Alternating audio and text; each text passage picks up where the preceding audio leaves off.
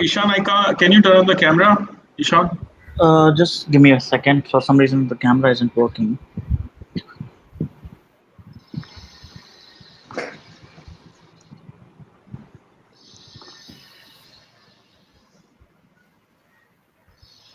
You will just wait.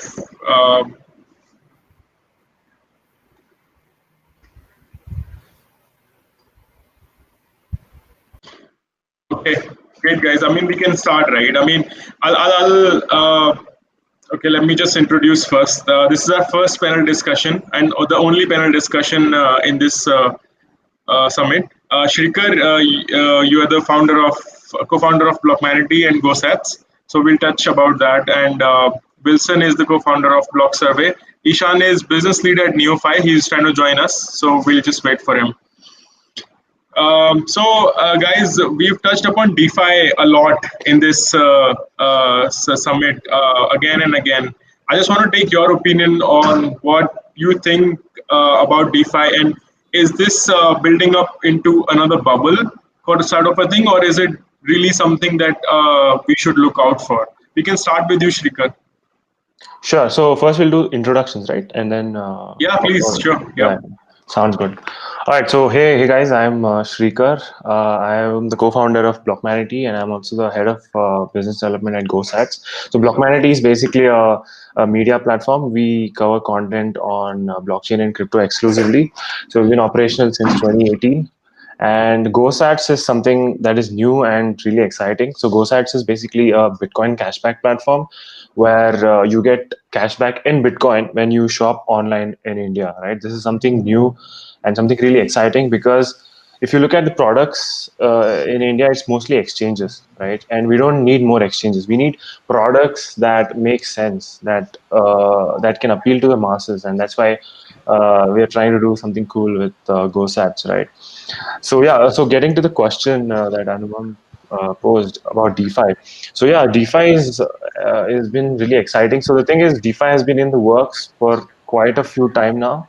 It's been I've heard, like, I've been following DeFi since 2018. It's been in the works. It's been like from 3-4 years, but now it's sort of picking up, right? You see all the hype and all the jazz going on, but the development has been going on for quite a while now. And one of the first projects was MakerDAO, which is very exciting because it's not like other stable coins like USDT, where it's just backed by a central party, right? It's a whole new paradigm, a whole new idea where you mint new DAI by staking Ethereum, right?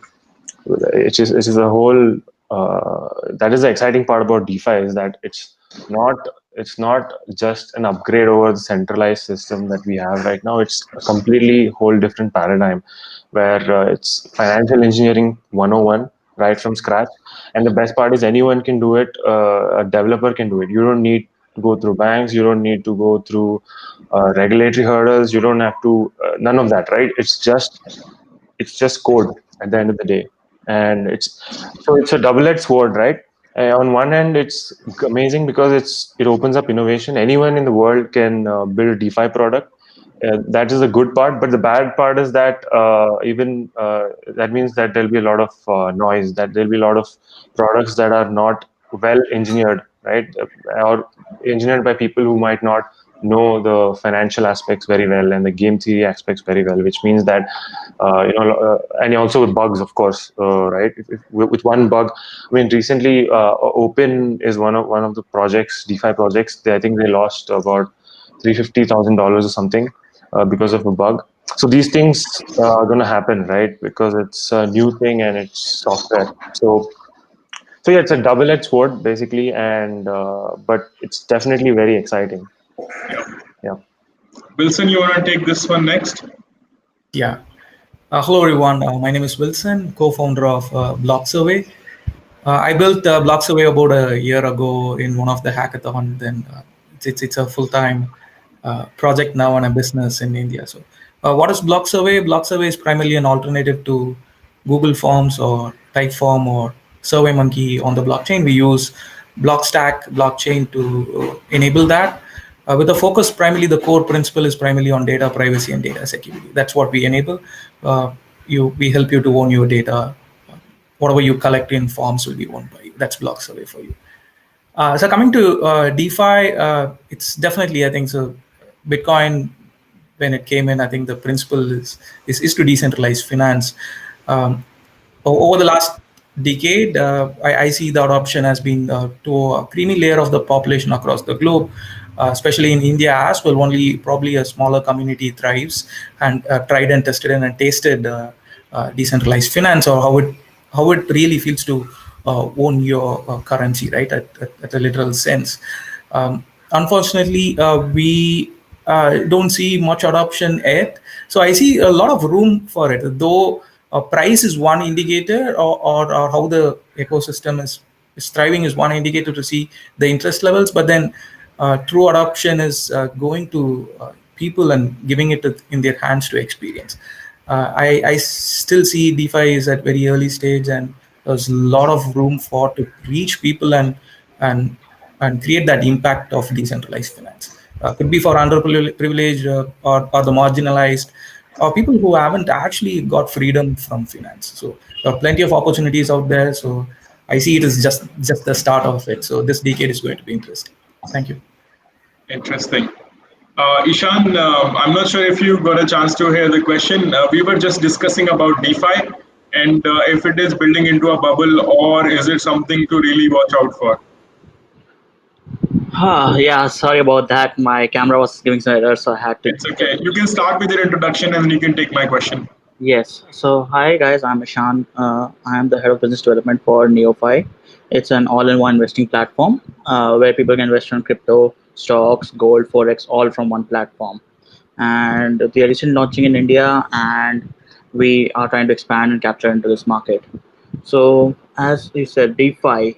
Uh, in my opinion, honest opinion, I think what we are currently seeing is a DeFi bubble. So this is something which I am saying is because in a bubble, it's like a scenario is similar. There are more lenders than there are more borrowers currently. No one currently is, and because there's so much so much lending happening, the market is basically just people are just buying and just staking it, so that the prices of the tokens are going up, and but we are not seeing the required amount of borrowers to sustain this growth of DeFi currently. And because of that, which I personally think that mostly it will bubble out, bubble will burst, but it won't die. Of course, after bubble, like what happened with the internet bubble, the crypto bubble back in 2017, or the internet bubble back in 1998, things stabilize, then people start building applications which people need. So in current scenario, I would say that it's a bubble, but later on the future, it has a huge potential. Great. Yeah, definitely. This one themed question that has been going on is like blockchain.com is offering 12% interest rates now on USDT. So how is that even possible? So maybe it's a promotional thing that they're running right now, but we'll see how that goes about. So the next question, I want to ask you all because you, in one way or the other, you all work in educating the people who are not in the from the blockchain space. So when is the next 100 million from India happening in the crypto space, and how can we collaborate, or how can we go about it? How can we do what differently can we do things to achieve that? Shrikar, you can take on this one. Yeah, that's a great question, Anupam. And that's a really exciting question because we in India have a massive population, right? As we know. And the most exciting part is that a majority of that population is young and energetic and are tech savvy, right? We skipped the whole PC revolution and directly jumped into the mobile revolution, right? Everyone has a smartphone. Everyone knows how to use a smartphone. And this is extremely exciting, and it's also a ground to explore and increase the adoption of new technologies like Bitcoin, right? Because in the West, if you look at the West, it's their financial system is pretty established and it's pretty good, right? If you're using a credit card, or if you have a good credit score and all that, it's pretty seamless to use. But in India, it's still getting better every day, right? And they have different sects of population where you need solutions for different sectors, right? You can't have a single solution because India is a diverse population. So the point is that it becomes a home ground to really have massive adoption for cryptocurrencies. And I believe that's not going to happen just by having exchanges and just by making it an investment product. Because let's be honest, most of the Indians are not, they're not going to go and invest. And I just think it's not the right way to go to get mass adoption. We need cool products, right? We need products that are not, it should not be like, hey, go install this extension, write down this private key, do this. Like an average guy is not going to do that unless there's a very huge incentive for him to do it, right? It has to be seamless, it has to be simple. So there has to be some products that fit into already things that people know, right? And that's why GoSats is pretty exciting because Indians are already aware about cashbacks. Everyone knows cashbacks and how it works, and India is one of the largest markets for cashbacks. And what we are saying is that, hey, you get cashback, but you're not going to get it in INR, but you're going to get it in Bitcoin, which is something better, right? You want to hold Bitcoin. It's something worthy of earning. INR is losing value, right? Fiat money loses value over time, but Bitcoin has the potential to gain value and become like digital gold, where there's only limited amount of Bitcoin. So that's one way, is through good products, cool products, easy to use products. And the second way would be obviously through simplifying things and educating properly, right? I think one of the problems with the last bull run in India, like in 2018, 2017, was that there were a lot of scams, like a lot of Ponzi's, MLMs, all these crappy projects where they were promoting is that, hey, buy this token, it's going to go 10x, buy this. It's like a FOMO, it was like an investment.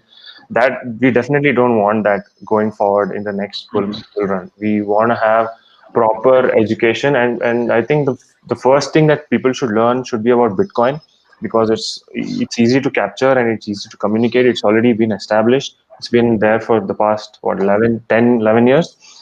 So I think that should be the first thing that people should learn, and then maybe about blockchain and Ethereum and so on and so forth.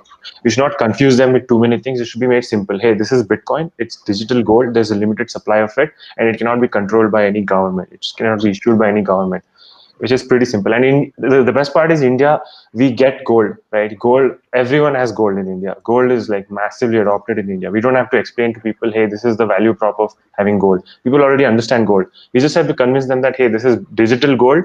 This is something new. This only exists on the internet, right? I think that's the right way to go forward. Yeah.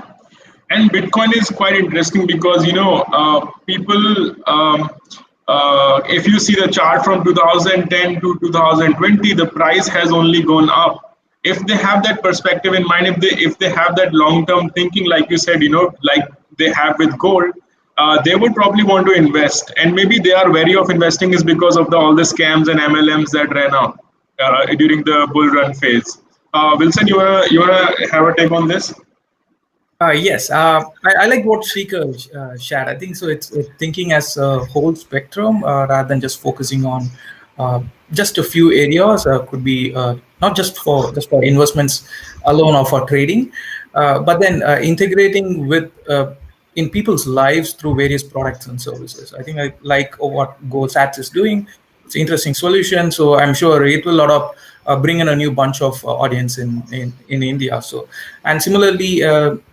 I'm sure, I think the crypto community in India as well as blockchain dev in India have a responsibility to build this community. So I think if you have a goal for 100 million, so we have an immense opportunity to introduce Bitcoin to people, making them understand, taste and own Bitcoin and feel how it likes to own one. So that opportunity is still not there. So I go to tier 2, tier 3 cities. Even today, many haven't heard about it. They have heard about it, but then they haven't gone deeper to it. So I see education is very, very critical. Educating the mass population, then giving them access to it. So just even at small amounts of it. So I think even small amount of say 10 satoshis for 1 rupee or 10 rupees is possible today. Even as small as that breaks the risk. So they can try and own crypto, then they can take that leap of faith and then figure out what they wanted to do next. So I see a huge opportunity, as you said, the young population are digital savvy today, and uh, touching upon products in various ways could be integrated to social media, could be integrated to e-commerce and various other opportunities in the market. Uh, Doing that would bring in that 100 million is highly possible in few years in India. Right, right. When I talk to my friends who are not into Bitcoin crypto at all, the only reason that they give me is like the returns that people who got involved at 2010 to 2013, 14, or even 17 are gone. Like their perspective is like, okay, this is it, and this is the market cap it has reached, and now our time. If we invest, we're probably going to lose money. This could go bust. Yeah, I mean, this is a very interesting perspective from a general audience who have no idea about crypto. Ishan, do you True. have a take on this? Yeah, I think just wanted to add what I felt is one is that we know that audience, the even parallel audience today is all the traders who are betting on stocks, having investment exposure to mutual funds and so on. These are an easy audience to go with. I'm sure they would, one point in time, they would definitely onboard. What I'm interested in is people who haven't had access to these markets at all. So even in the primary stock markets or the secondary stock markets, who have never had an opportunity to enter to it, now they have an opportunity to get into the crypto space. It's because how I view crypto is as a parallel, decentralized economy which is getting built. Yeah. So the amazing opportunity. So those are the areas I will be keen to focus on. Yeah. But guys, like there are less than 3% of Indians who invest in stock markets. So That's true. Yeah, that stat is great, like amazing to look at. And stock markets have been here since forever. So yeah, I mean, but like Shrikar also mentioned, there are so many modes of learning now. So maybe that can also help. Yeah. It's funny, Anupam, that you mentioned that less than 3% invest, because we were just looking at the stats today morning itself, Yeah. and here's are something. It's something really very funny. So India's population is around 400 million people, and the working population, and there are around 700 million people who are active internet users. But the number of traders combined from all brokerage platforms is just 5 million. It's just stock and equity traders. And for mutual fund, there is just 80 million people who have ever invested in mutual funds. So that's less than like 1/4 of the total working population. So just look at the scope of how the adoption is. No investment or platform has ever hit 100 million users in India. And I think one of the reasons which I feel, and which Shrikar also rightly pointed out, is that there is a strong barrier to entry. For example, Zerodha. Say Zerodha is India's most popular online stockbroker. To open an account on Zerodha, a person has to first pay $300 to $500. That's just opening a normal demat procedure. So, say a person who is in their a first time investor, say in the college, or just starting, or like a fresher who has just started out just started working. If he wants to invest, he first has to ditch out $300 just to see, just test the platform out, just to experiment with the platform, and it's useless for him. And the same goes for mutual funds. Okay, the barrier to entry of mutual funds is less. You can invest as less as $100. But again, in $100, you'd never get those gains. Your 100 is not going to become 200 in like two couple of years. But Bitcoin and cryptocurrencies is giving this opportunity. In fact, many people who invested back in April this year have already recovered. In fact, doubled or tripled their investments in just less than 3-4 months. And this is one of the reasons, like, many people do not know this market. And we are, as I think, as entrepreneurs, as policy, as one of the first this thing front line of the India's crypto revolution, I think it's a duty to invest, get people excited, get people more educated regarding what this industry is. Um, so hitting 100 million isn't easy, but it is doable. Like gamifying the experience. I like what GoSats has done by having spin the wheel without even signing up. Just spin the wheel, get satoshis, understand what a satoshi is, have it in your wallet. How cool is that? Yeah, Like yeah. just experience Bitcoin before investing something. So something like these kind of uh, innovative solutions, I believe, is the future, which can actually help us in reaching that 100 million target. Like in NeoFi, what we are doing is we are reducing the barrier to entry. So a person can invest as low as $10 to get started for free. Just invest 10 rupees and see whether your 10 rupees becomes 11, 12 rupees. If you can actually start with extra money. And And what kind of traction are you seeing with that, Ishan? so currently NeoFi is in beta, and one of the biggest advantage which we have in NeoFi is basically because it's commission and premium free. People have just signed up for a beta right now. So I think there are 4,000 people who have signed up for a beta, and we have approved the account of 200 people right now to actually access the platform. As in terms of AUM, we have hit $15,000 AUM within 2 weeks of the beta launch. Interesting, interesting. And most of the people are retail investors, and they are among the age group of less than 25. 18 to 25 is the age group which is very been interested in this. Like they are just, and because it's integrated mobile wallets, instantly people can just deposit and start using the platform. You know, Shrikar, would you like to share some stats of GoSats? Like, how are you seeing people responding to it? Like, anything that you can share? Yeah, sure. So we have not launched the product yet. We are still in Yeah, development. yeah. So I'm not sure if I can share the exact sign up details and all that. But That's yeah, okay. we've seen a lot of interest from people. Of course, the crypto community is what we are targeting first, but also we are getting interest from like college students and even non-crypto people. Right, they're interested to know, hey, what is this new cashback platform where it's not INR. They're curious, right? So that's pretty good. And we have partnered with more than 75 brands already. So we have announced four brands already. We'll be announcing slowly one by one. So we announced Flipkart, Book My Show, Udemy, and also Starbucks. So you can purchase on these platforms and get a cashback in Bitcoin. But yeah, we'll be rolling out the platform around September mid to September end. Right. Shrikar, Roshan mentioned that with these merchants, they don't deal in crypto at all. So they receive INR, they give INR. So where are these sets coming from? You are giving them out of your own pockets for the cashbacks, is it? Yeah, so that's the best part, right? Yeah, So the merchants don't have to deal with crypto. If you go and pitch to them that, hey, you have to buy Bitcoin, you have to deal with Bitcoin. Obviously, that's yeah, a majority of the merchants wouldn't want to venture into that, right? So for them, it's the same experience that they deal with other affiliate partners, right? So we give them sales, they give us commission in INR. So the process is same right. from that perspective, right? So when we get the INR, we then convert it into Bitcoin and then pass it along to the user. So we do all the conversion and all that stuff. So the merchant is completely oblivious to the fact. Got it, got it. Makes Yeah. sense. Yeah. All right. It's interesting to me that your background is with Blockmanity. So are you going differently about educating the people for COSATs as you were doing for Blockmanity? I would also ask this question to other two also.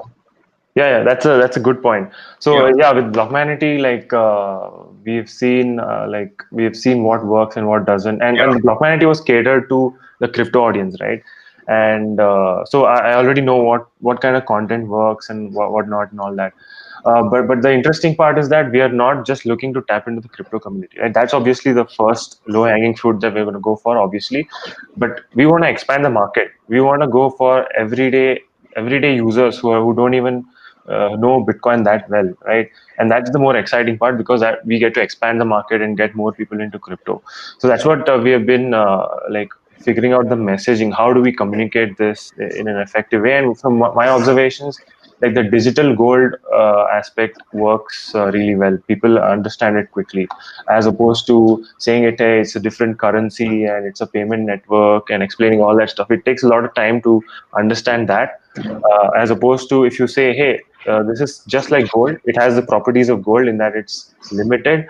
It's you can own it. It's not like a Google Pay where you just a bank owns it and you just are operating it. You actually can own a Bitcoin for yourself, and so other properties of gold similar to that, right? It's fungible and etc. So since people already understand gold, I feel it's better to communicate it as digital gold. I feel that is the messaging that actually works. So once I have some sats in my GoSats app, do I create an account at CoinDCX to sell those sats, or do I get to sell those sats in the GoSats app itself?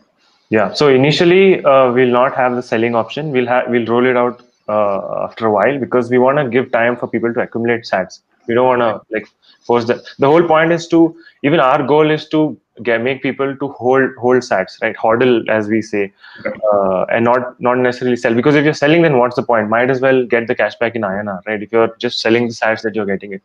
So, and also we have like observed from other platforms, like there are other platforms like Lolly and Fold in the US, which are doing similar things. And their customers, the observation is that most of them are holding the Bitcoin that they've got. They're not selling it. So yeah. Right. Great, man. That's great.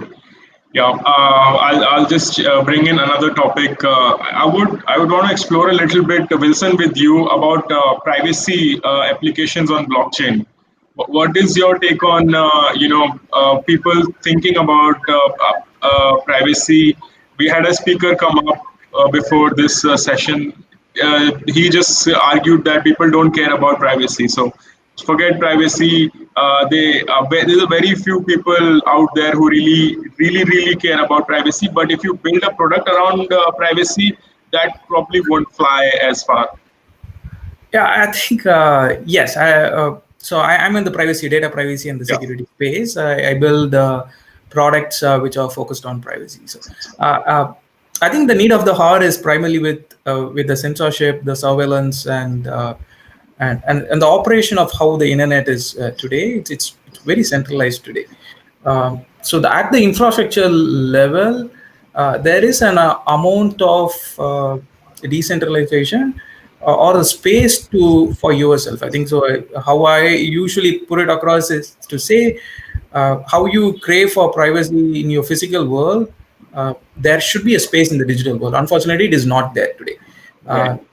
Even if people are looking for it, there is no way, right? So, which means there is a huge responsibility for us to build privacy-focused products. If someone is looking for it, there are moments. Maybe today, not every moment in your in a day you need privacy, but there are moments you would need it. So I think so. How about this is baked into the product, and then you can go private. So it's as simple as that. Every product has to be focused towards private. There should be an opportunity to go private, and it should be secure. Your data is yours. You should own it. So that's the principle. Do you have a use case on this one? Absolutely, yeah. I think so. Take for example, there's an app which went viral during the Hong Kong riots. So they were using mesh networking app, and they were using it to decentralize their communication. So such apps are critical. When there is a clampdown on the network, and the network has been completely taken away, you need apps like that. So think about, there has been, so I think exactly about a couple of weeks ago, Kashmir was completely shut down. They were in dark. When I think about someone not having internet in this era and at this time, and it's like taking back their digital rights, right? So who is going to provide that? So such products, which stands censorship, which stands surveillance, which is people own the network and people own the applications, all super critical. So I feel there is a need for it. Meaning there are audience who are waiting for it. There are people who don't have access to it and they're looking for products. So that's the space. Maybe this might be tiny today, but then it might be going north. Right. looking at all the situations across the globe, and Yeah. that's where block survey fits in. How block survey fits in is primarily it's just you really own your ideas. Maybe we do get questions. So I think it's because our product is used primarily by the marketing tech community. They usually say, I don't care about the privacy, but then all we ask is, okay, you have 1,000 email IDs, maybe you may not care about it. How about you have 1 million email IDs, you have collected it? Do you want to protect it, or do you don't care about the privacy or the security of it? So it's very subjective at scale. uh, Data breaches and leaks are going to happen in the centralized system, and then it's proven, and this can be solved only using crypto and the blockchain. And blockchain eventually it's as a platform, and how we see as blockchain today is blockchain is just for, it just gives you an opportunity to build trust. It's a protocol. You write apps on top of it, which is trustworthy. It's as simple as that, and we see there is a future for it. And what we are looking at is we position this under Web 3.0 or Society 3.0, which is actually building respectful user-owned apps. So that's the goal. I see an opportunity. I have a very interesting question for you, Wilson. Yeah. So about this blockchain technology, all the big enterprises have known about it for a very long time. And we also know that they have been building private blockchains and some sandboxes around the products. And there's some teams working at JP Morgan and all these big organizations that are working on the blockchain. But why do you think that we have not seen blockchain implementation at scale level at any of these enterprises? They have all been exploring for years now, but even in 2020 we have not seen anything like that. One of the security expert had come earlier and he said that maybe latency could be an issue, or some issues that blockchain still lags. Do you think that in the coming years that enterprises will start incorporating blockchain into their private networks, because their private networks are still very centralized? Absolutely, yeah. So this is blockchain, how we have to see it as a layers of stack, like how we have the internet stack, and then there are networking layer, and then you have the application layer at the topmost. Similarly, in blockchain, there are layers of decentralization which has to happen. So even if you take for block survey, there are layers of it. So my DNS is still centralized. I'm not hosting in a decentralized domain name, domain service provider, right? So there is amount of centralization still going to be there, and which will eventually get decentralized. So I think with products like Unstoppable Domain, or for the matter, even Ethereum name service, which is a cool solution. I'm sure similar solutions will come in various blockchains as well. So each community is focusing on certain layers of work, and the decentralization will happen at every layer. Then eventually maybe we will be looking at the device decentralization or the communication protocol decentralization. So today it is not there. It is going to be a hybrid approach. That's why it's still private. So private to an extent, it's not fully private, but then little bit of transparency is at least there today with what they are building. So I really appreciate organizations trying their hands on what is blockchain, okay, what are the use cases it fits, and what it does not. So I think it's good evaluation the organizations are taking up. Makes sense. Yeah. Ishan, do you have any take on privacy on blockchain? Yes. So privacy is as we are approaching 2020, and like we at this age, the current year, privacy is a major concern. I think a couple of months back when Aragya Setu was launched, one of the biggest concern regarding that app was that the government has all your data, including at your exact pinpoint location, where you are, where you have been, and whom you're meeting. And this actually created lots of privacy bubbles. Like if it was everywhere across social media. Like what could a government do with such data? So and many people, as you can see, are getting aware regarding what privacy is and why they should matter. Like if you look at Apple's marketing these days, they have made privacy their center focus of all their products. Okay, like the new product is completely private, and so much so that even Google and Facebook are actually finding it difficult to bypass those privacy restrictions in an Apple product. And I think as like blockchain evolves and as privacy, as more and more people are going to get, uh, they're going to take privacy seriously, they naturally will go towards blockchain. Like how a block survey is trying to do, is basically getting data on a blockchain, a private form. So imagine like if people find out that even the, like if you look at Google's form policy, it says basically that the guy who created the form has the access to data, but even Google has access to all the data which is on a Google form. That means they can use that data to better serve ads to the person. So Yeah. naturally, it's now going to create problems for a conscious person who is more conscious about privacy. It's like one of my best friend. He's in cybersecurity and he takes care of all the uh, privacy aspect of companies. So one of the first things which they tried to do was remove the dependency on Google Forms and go for Typeform, which is basically Typeform claims that their data is completely 100% private. But again, it's centralized. We don't know whether it's true or not. Anyone can claim anything in centralized form, right?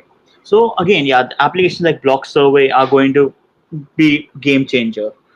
There's another blockchain project called Datum, which is trying to build a decentralized database, which is basically you can, all the data is on a decentralized way and you can use it.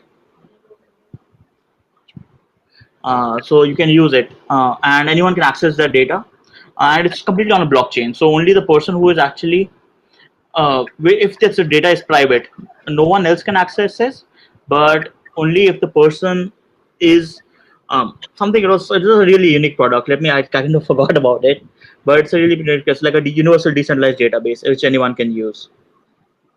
Right. But like how, like you mentioned, Typeforms.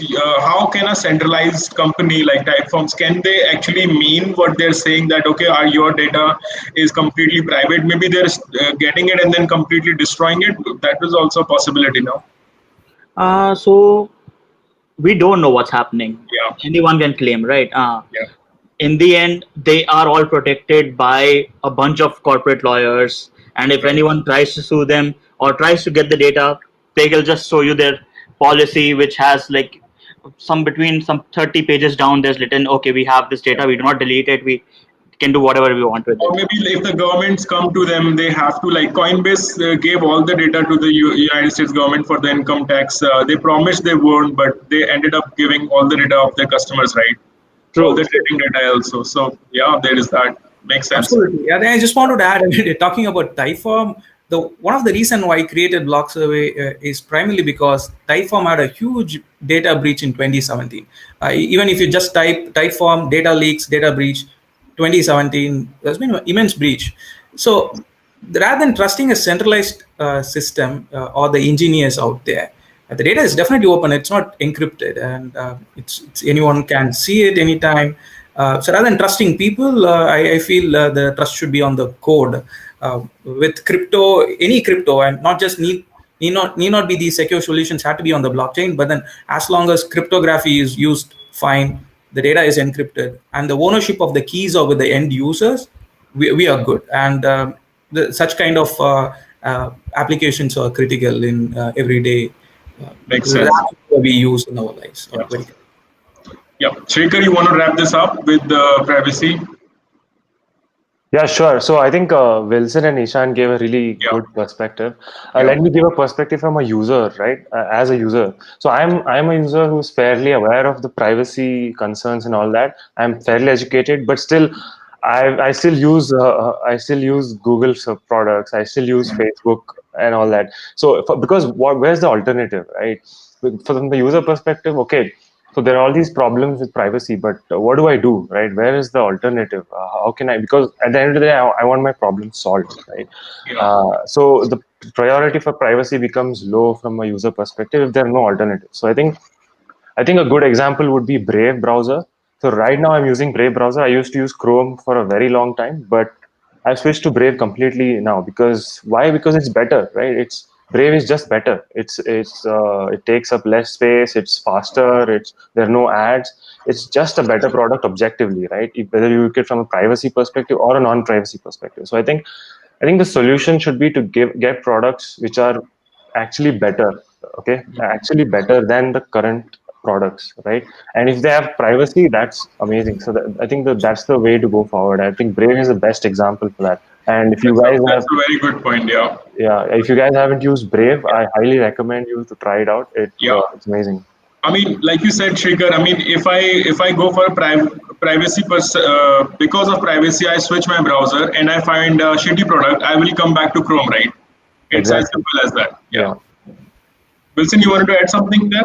Yeah, absolutely. I think there are alternatives. As Shrikar mentioned, there are a few alternatives. Okay, for browsers, maybe privacy-focused operating system, privacy-focused Android. There are alternatives people are working on. So the one of the reason I filled the gap was the forms were not available. There were very few. And similarly, there is a community in Reddit called as de-Google, where how you can de-Google yourself. Meaning, rather than providing all the data to one provider, the big tech, there are opportunity to de-Google ourselves. So you can look at Proton email as an alternative. You can look at even file transfers, and I primarily use Firefox related products. Could be file transfer. You can look at send from Firefox. There are quite a lot of products available, but then the adoption is less. So only known to the privacy community, people who understand what is their threat model. Probably people who are working in public domain, probably they are using it a lot, is what I feel.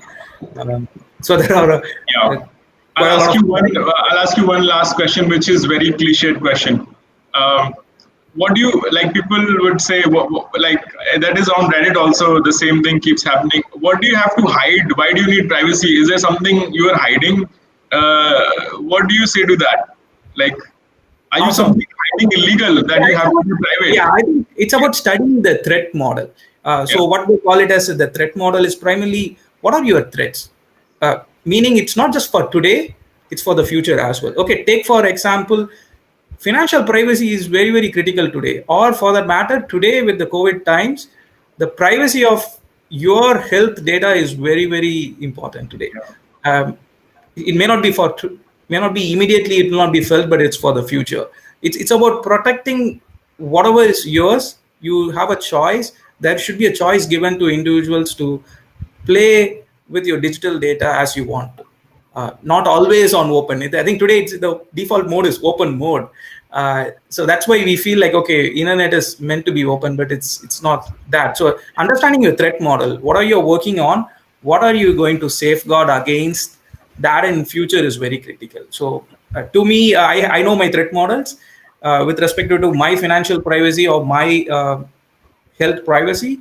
I know how I have to play my data. I think so. Just doing a little bit of simple analysis on that will help us to play. Maybe it will help us to be financially secure in the future, or maybe secure with respect to the health services what we are going to receive in the future. So those are important points we have to see, and not to share to the. Maybe we should know. We should have at least consent with. We should know, be aware of whom we are sharing with, what is the purpose for it, and how that data will be used. So if you ask those questions, I'm sure we will design it better. Makes sense. That's a very good I would point. like to add something here on this interesting question.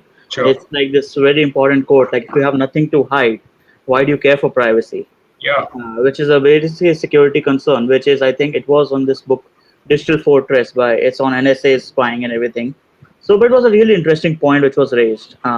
And to that I ask, why shouldn't there be a little privacy? Like, look at the culture we are in. We are in a cancel culture right now.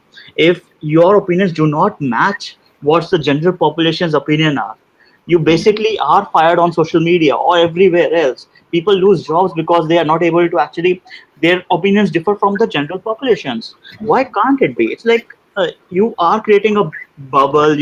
It's like, you can say what's happening in a communist country, like if 1984, you have to agree with one thought, and it's a depressing reality, right?